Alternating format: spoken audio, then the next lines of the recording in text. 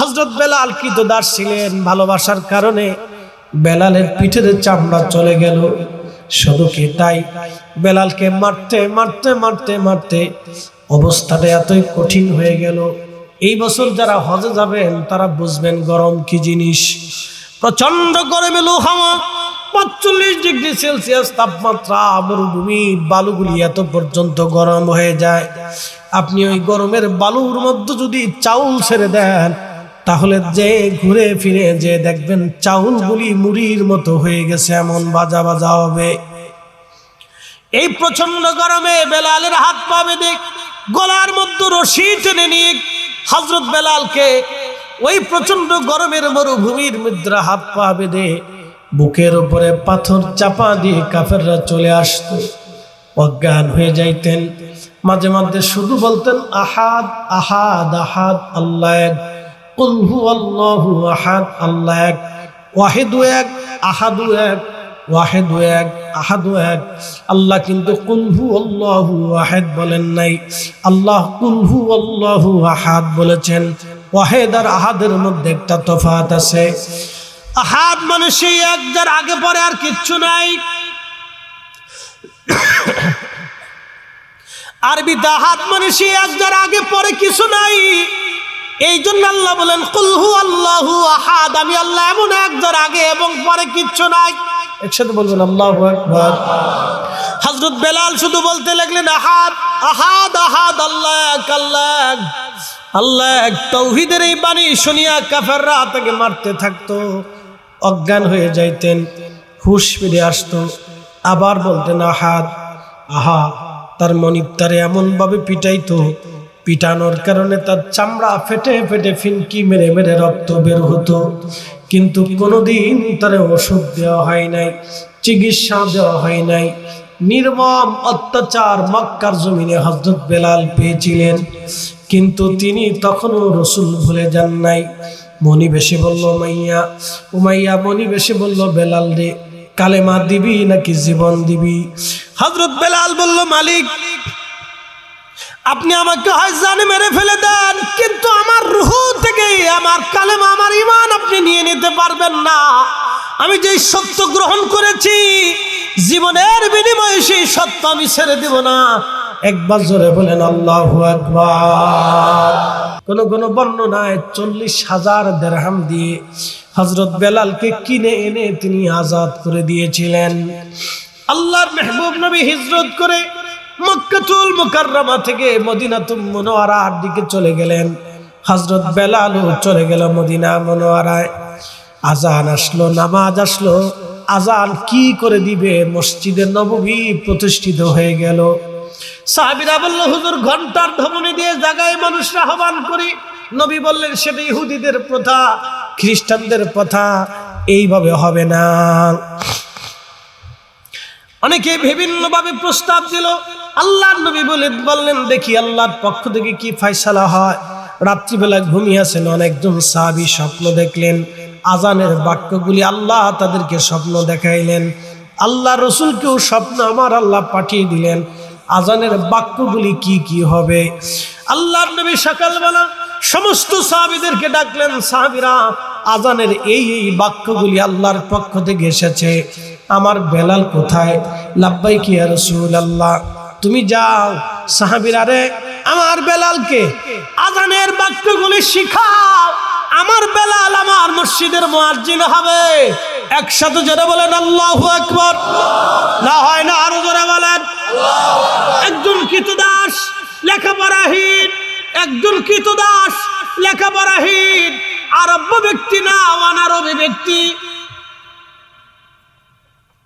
তিনি আরাবিয়ান না, তিনি ইথিওপিয়ান, কেনিয়া, ঘানা, এই অঞ্চলটাকে বলা হতো আবিসিনিয়া।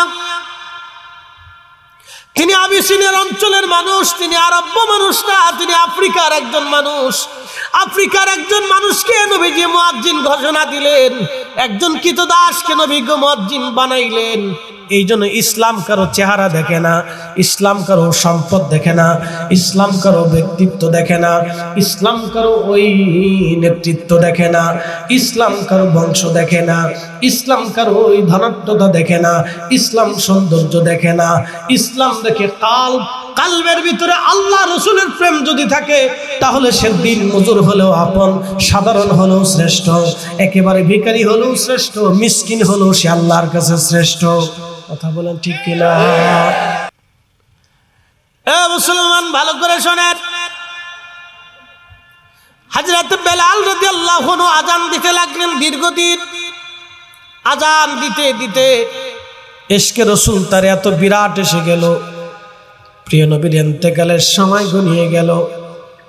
জিব্রাইল, বাবে জিব্রাইল যদি কোনোদিন মদিনা শরীফে যান, রওজা শরীফের বাম পাশে কিবলামুখী অনুযায়ী বাম পাশে একটা দরজা আছে, দরজার নাম বাবে জিব্রাইল।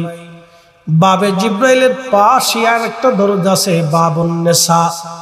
এই বাবুন নেসা দিয়ে হযরতে সাহাবী মহিলা সাহাবীরা আম্মাজানদের কাছে যে আল্লাহ রসুলের কাছে পাশে বসে আল্লাহ আম্মাজানদের কাছ থেকে ভিতরে বসে আল্লাহর নবীকে প্রশ্ন করতেন। বাবে জিব্রাইল দিয়ে সাইয়েদনা জিব্রাইল আসতেন, ওই দরজা দিয়ে জিব্রাইল আসলেন, সাথে নিয়ে আসলেন আজরাইল। জিব্রাইল এসে বললেন, ইয়া রাসূলুল্লাহ, অনুমতি চাই মালাকুল মউত। নবীজি বললেন, অনুমতি দেয়া হলো। নবীজির কাছে জিব্রাইল গিয়ে বলেন, ইয়া রাসূলুল্লাহ, মালাকুল মউত আপনার সাথে কথা বলবে, অনুমতি চাই। বুঝেন, মালাকুল মউত নবীজির কাছে কথা বলবে, অনুমতি চায়। পৃথিবীর কারো কাছে কথা বলার জন্য মালাকুল মউত অনুমতি নেয় নাই। মালাকুল মউত অনুমতি চায়। নবী বলেন, অনুমতি দিলাম। মালাকুল মউত সালাম দিয়ে বলেন, ইয়া রাসূলুল্লাহ, রব আমাকে পাঠিয়েছেন আপনার দরজায়, আপনি যদি অনুমতি দেন আপনাকে আল্লাহর কাছে নিয়ে চলে যাব, আর অনুমতি যদি না দেন আমি ফিরে চলে যাব। আপনার যতদিন মন চায় ততদিন উম্মতের মাঝেই থাকবেন। হয় না? আরো জোরে বলেন, চিৎকার মেরে বলেন, ইয়া রাসূলুল্লাহ। আল্লাহ নবী জিব্রাইলের দিকে তাকিয়ে বলেন, জিব্রাইল, আমার মালিকের বিধান কি এরকম? বলে, হ্যাঁ ইয়া রাসূলুল্লাহ, আল্লাহ ফরমান দিয়েছেন অনুমতি দিলে সে আপনাকে নিয়ে যাবে, আর অনুমতি যদি না দেন তাহলে সে চলে যাবে। আপনার যতদিন মন চায় উম্মতের মাঝে ততদিন থাকবেন। আল্লাহর নবীকে জিব্রাইল বলেন, তবে ইয়া রাসূলুল্লাহ, আপনার মালিক, আপনার রব, আপনার মাশুক আপনার দিদারে আগ্রহী হয়ে আছে। আপনার মাশুক আপনার দিদারে আগ্রহী। নবীজি বললেন, জিব্রাইল, আমার মাশুক যদি আমার দিদারে আগ্রহী হয় তাহলে আর দেরি করিও না, আমারে নিয়ে যাও, আমি আর দুনিয়াতে থাকবো না। আহা, নবীজি চলে গেলেন।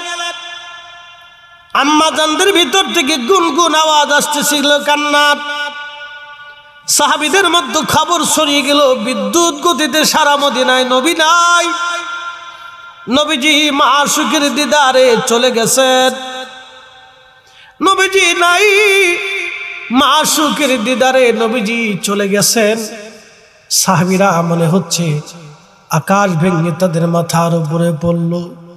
কোন কোন সাহাবী নির্বাক হয়ে গেল, কোন কোন সাহাবী অজ্ঞান হয়ে গেল, কোন কোন সাহাবী মসজিদে নববীর খেজুর গাছের সাথে খুঁটির সাথে বসে কথা বলতে পারতেছিল না, শুধু কান্না করতেছিল।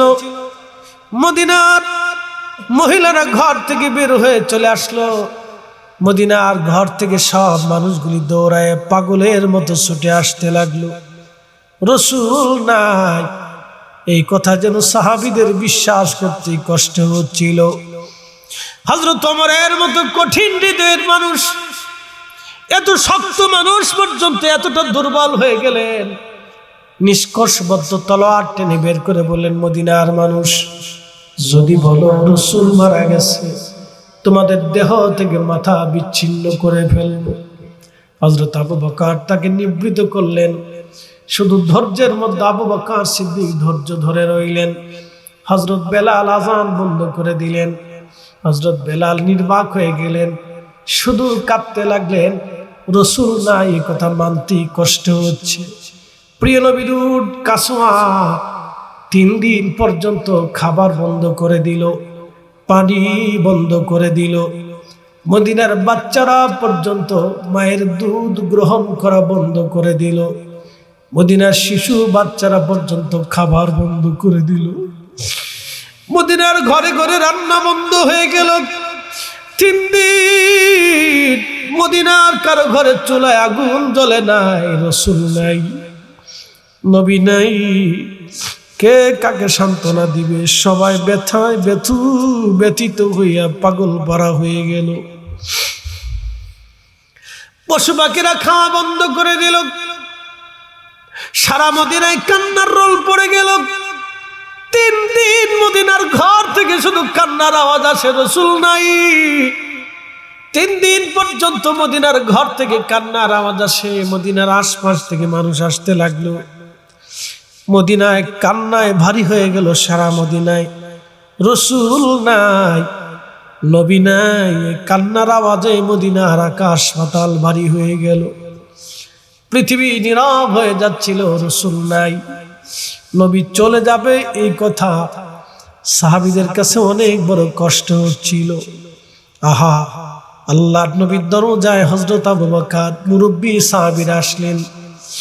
রওজা শরীফের পাশে, বর্তমান যেখানে রওজা শরীফ, এইখানে নবীজিকে ঘুম পাড়িয়ে রাখা হয়েছিল। ভিতরে ঢুকে তারা আল্লাহর নবীর শানে দুরূদ এবং সালাম পাঠ করে তারা চলে গেল। এরপরে অন্য সাহাবীরা আসলো, তারাও দুরূদ সালাম পড়ে দিয়ে চলে গেল। যুবকরা আসলো, তারাও দুরূদ সালাম পড়ে পড়ে কেঁদে কেঁদে বিদায় জানিয়ে চলে গেল। ছোট ছোট বালকরা আসলো, প্রিয় নবীকে দুরূদ সালাম দিয়ে তারাও চলে গেল কেঁদে কেঁদে। নারীরা আম্মা জানরা ঢুকলেন, তারাও নবীকে বিদায় জানালেন সালাম দিয়ে, দুরূদ সালাম পড়ে তারাও চলে গেল। এরপরে নারীরা আসলো, দুরূদ সালাম পড়ে তারাও চলে গেল। বাচ্চারা আসলো, দুরূদ সালাম পড়ে তারাও চলে গেল। আমাদের মতো গতানুগতিক এই পদ্ধতিতে নবীজির জানাজা হয় নাই। দুরূদ সালাম পড়ে সময় চলে গেল।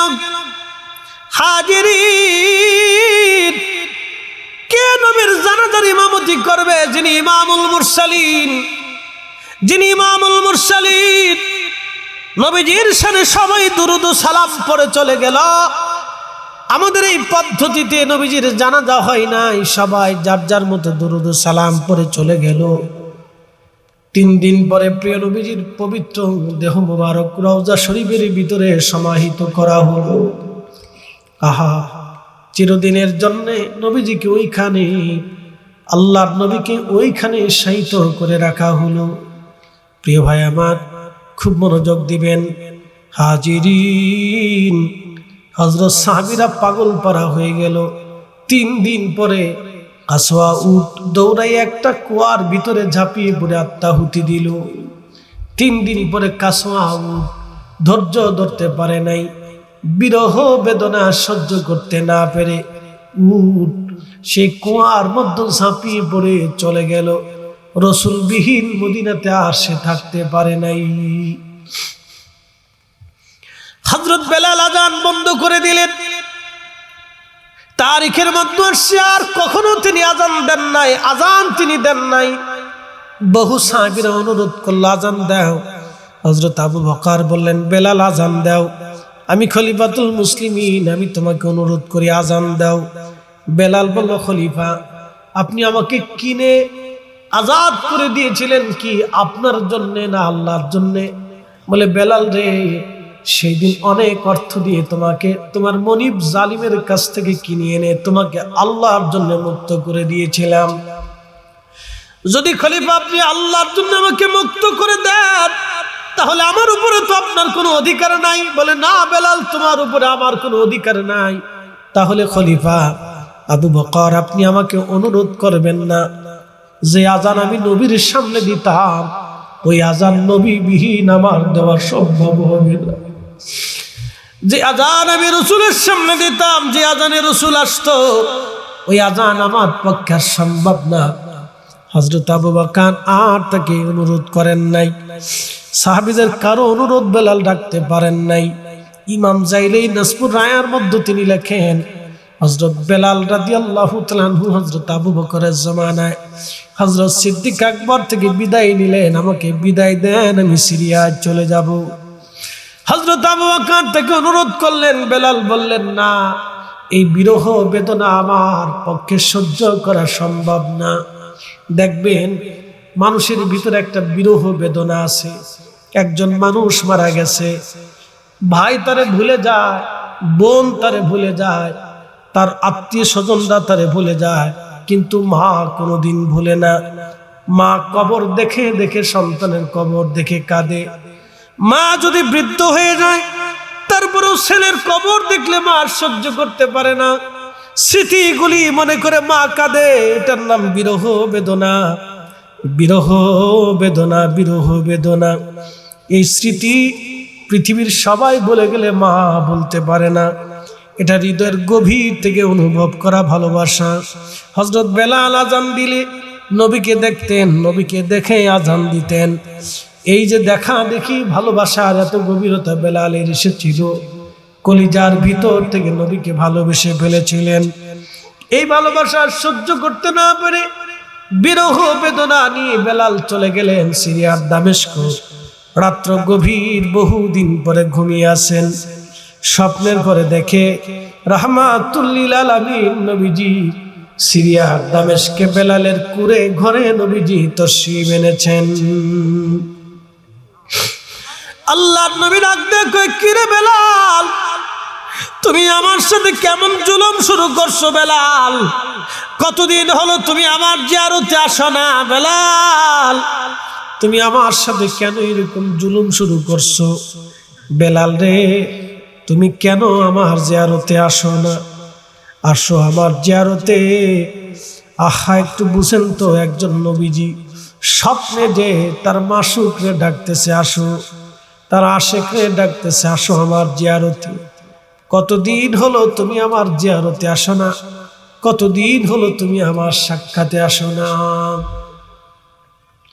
কোন হাজী যদি বুঝতো রাসূল কারীমের কদম মোবারকে দাঁড়িয়ে সালাম দেওয়া কত দামি, তাহলে হাজী মক্কা থেকে হামাগুড়ি দিয়ে হলেও আমার রাসূলের রওজা মোবারকের সামনে যে দাঁড়াইতো।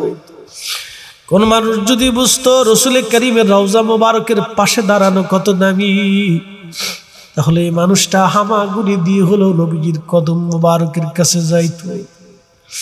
আল্লাহর নবী স্বপ্ন ডাকতেছে, বেলালা আমার জিয়ারতে আসো। কতদিন হলো তুমি আমার জিয়ারতে আসো না? তুমি আমার সাথে কেন জুলুম শুরু করছো? হযরত বেলালের ঘুম ভেঙে গেল। পাগলের মতো সিরিয়ার দামেস্ক থেকে বেলাল রওনা দিলেন। এতটা পাগল ছিলেন, মা সুখের দিদারে রওনা হয়ে গেলেন।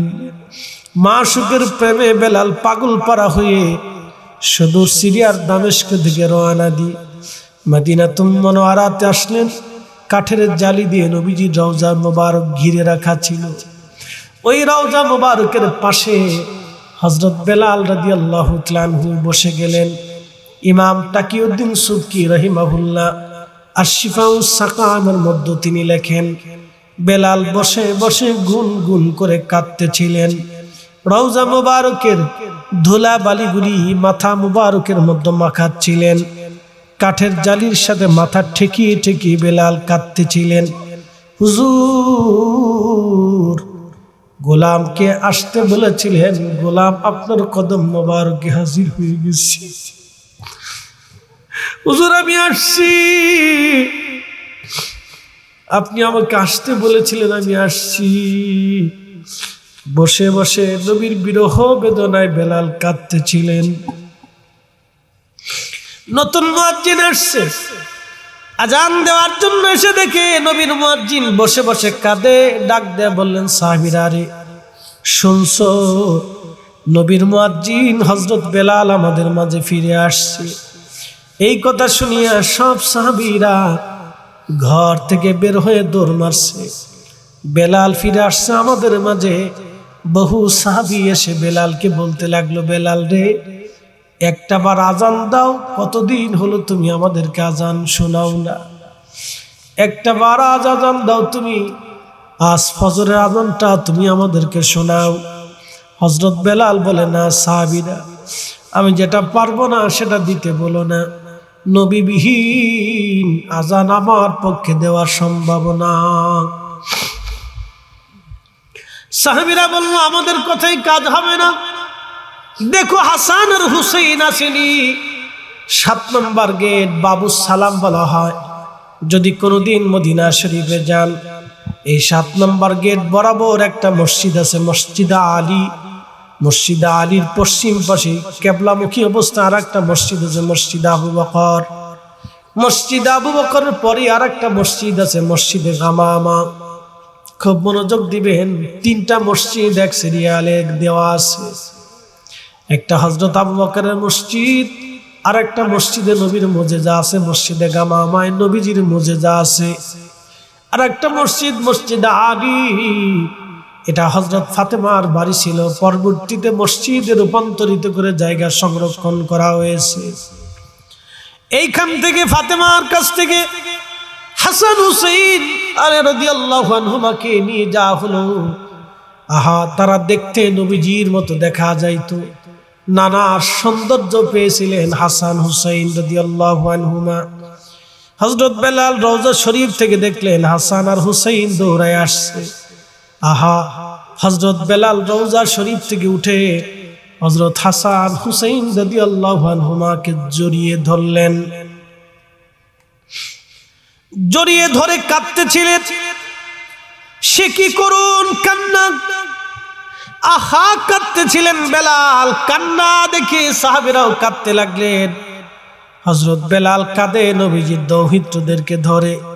ইমাম হাসান ডাক দিয়ে বলল, নানার মুয়াজ্জিন, বহুদিন হলো তুমি আজান দাও না, আজকে আমাদেরকে আজান শোনাও, যে আজান তুমি নানাজিরে শুনাইতা। হযরত বেলাল চিন্তা করলেন, যাদেরকে কাঁধের উপরে নবী নিয়ে মক্কার মদিনার অলিগলি দিয়ে ঘুরেছে, যারা ক্ষুধার্ত হলে নবী খাবার খান নাই, দুনিয়ার কোথাও থেকে আসলে সফর থেকে আগে যাদের ঘরে যায় নবী তাদেরকে ডাক দিয়ে কুলে নিতেন, চুমা লাগাইতেন। 2 কলিজার টুকরার আবদার নবীজি কখনো ফিরান নাই। আজকে আমি কি করে তাদের আবদার আমি ফিরিয়ে দেই।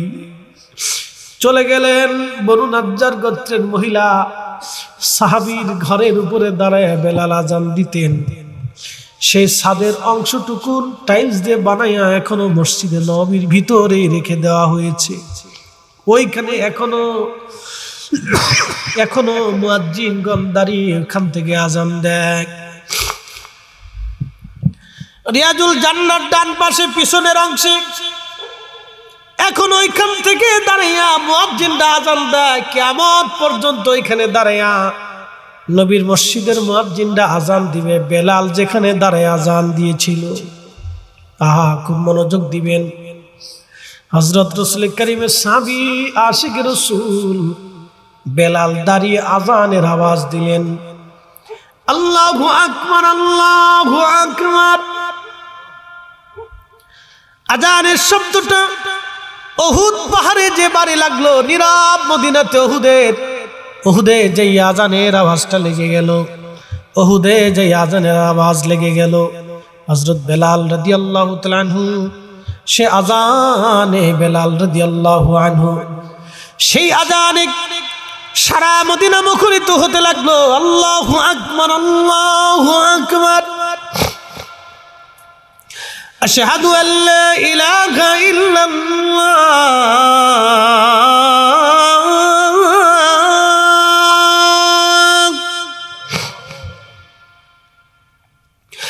আশহাদু আল্লা ইলাহা ইল্লাল্লাহ।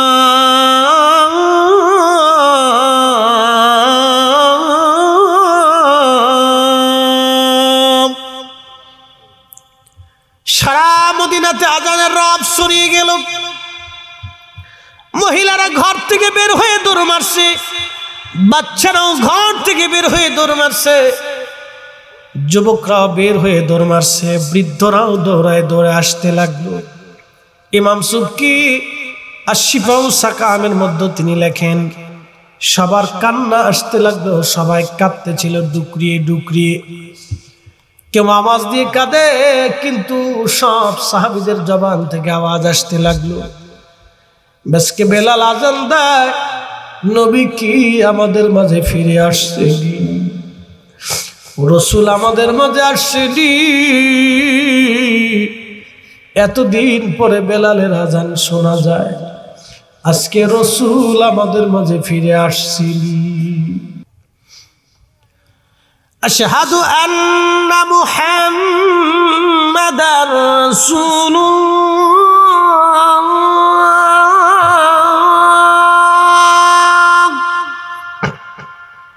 ঠিক নিরাপদ মদিনাতুল মুনাওয়ারাতে ইমাম সুবকি লিখতেছেন, আশহাদু আন্না মুহাম্মাদুর রাসূলুল্লাহ বলে যখন টান দেয়া হলো, মদিনার মাটিগুলি থরথর থরথর করে কাঁপতে লাগলো।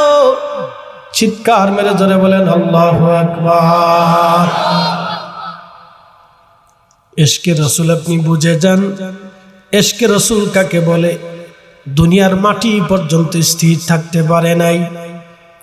আপনি বুঝেন তো একটু, যার আজানের সেই দিন মদিনার মাটিগুলি ভূমিকম্পের মতো থরথর করে কাঁপতেছিল, মদিনার মাটি থরথর করে কাঁপে, তাহলে বুঝেন সাহাবীদের হৃদয়ের হালত কেমন হয়ে গিয়েছিল।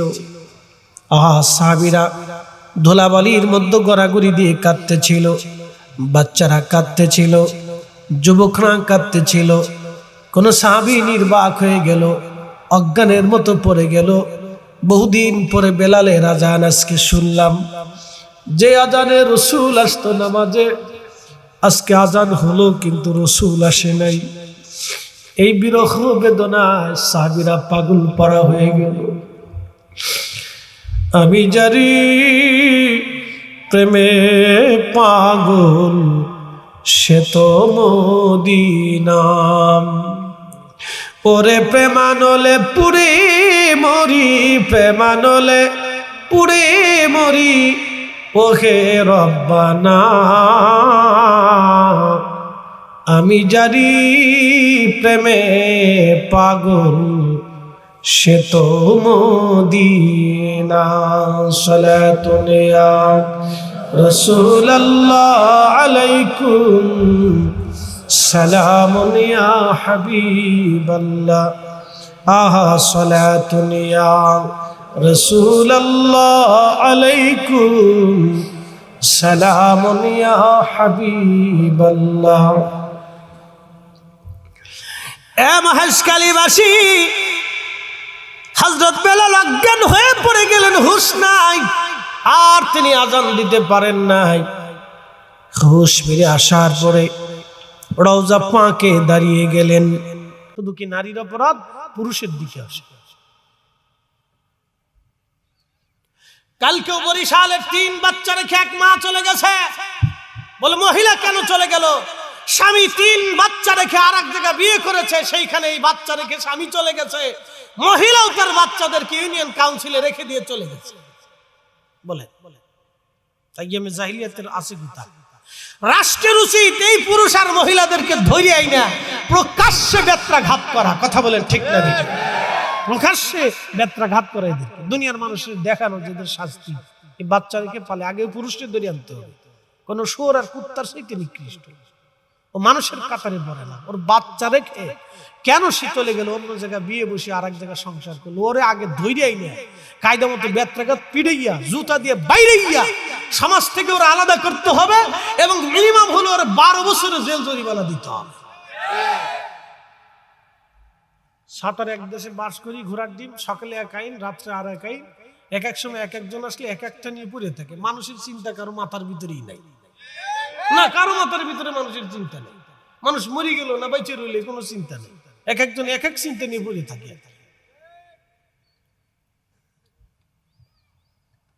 শত শত ঘটনা আমাদের দেশে ঘটতেছে, প্রতিনিয়ত ঘটতেছে। কয়টা মিডিয়াতে আসবে? 2 সাইডটা যা আসে এগুলো আমরা দেখি, পর্দার আড়ালে আর যাহা আছে ওটা আমাদের দেখার বাইরে। এই অবস্থায় যেন মানুষ তার মানুষত্ব হারাচ্ছে, মানুষ তার মানবিক দিক হারাচ্ছে, মানুষ তার নিজের পরিচয় ভুলে গেছে যে কুনতুম খায়রা উম্মাহ, এরা যে সৃষ্টির শ্রেষ্ঠ জাতি মানুষ ভুলে গেছে। এই জন্য মানুষ হতে হবে। কথা বলেন ঠিক না ঠিক? মানুষ হইয়া ভবেতে আসিয়া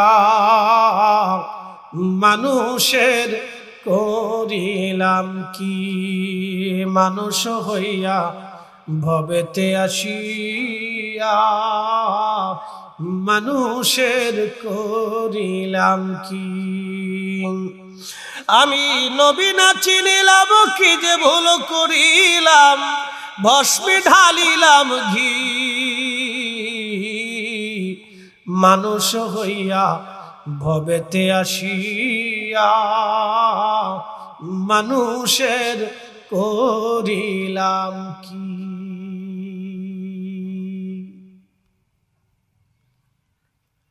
হাজিরিন, সাহাবীরা বলেন হুজুর গিরগিটি কেন মারবো?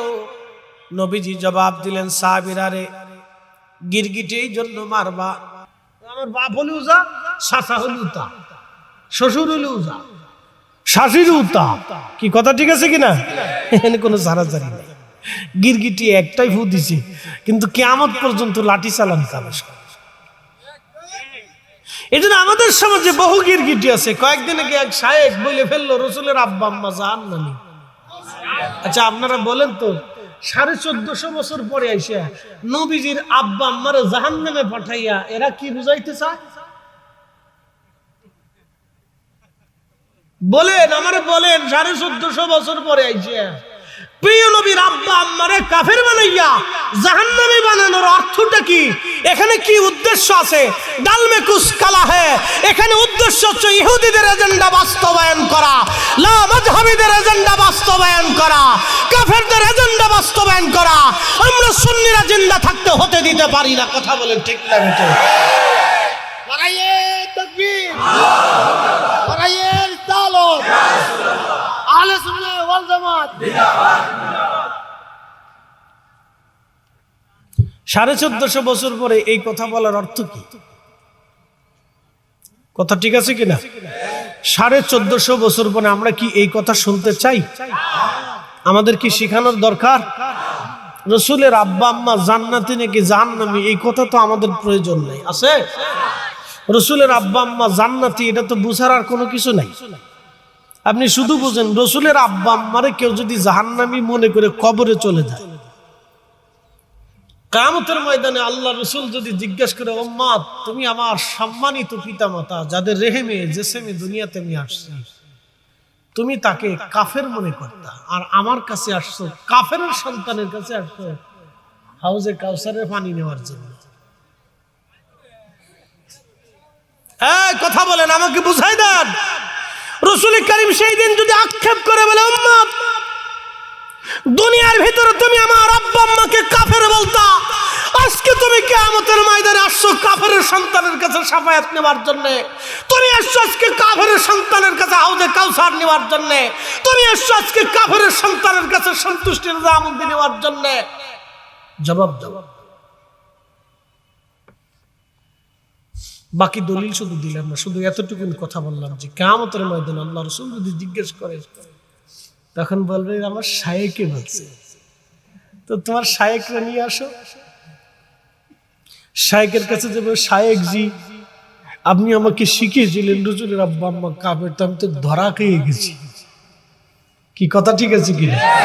আমি ধরা খেয়ে গেছি, তা আপনি আমার কিছু বাঁচান। তো শায়েখ বলবে, জুতা দিয়ে বাইরে তোরে কিন্তু সরাও, দূরে যা শয়তান, আমি নিজেই চিন্তায় আছি আজকে।